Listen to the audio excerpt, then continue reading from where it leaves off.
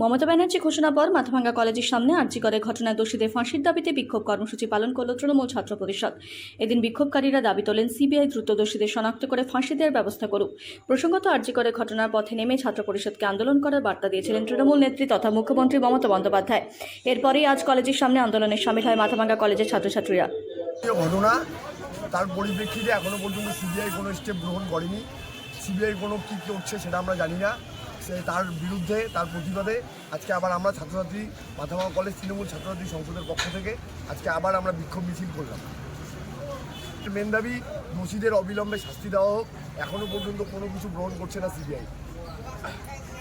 তার বিরুদ্ধে আমরা আবারও পথে নেমেছি। আজকে সিবিআইকে জানাই ধিক্কার।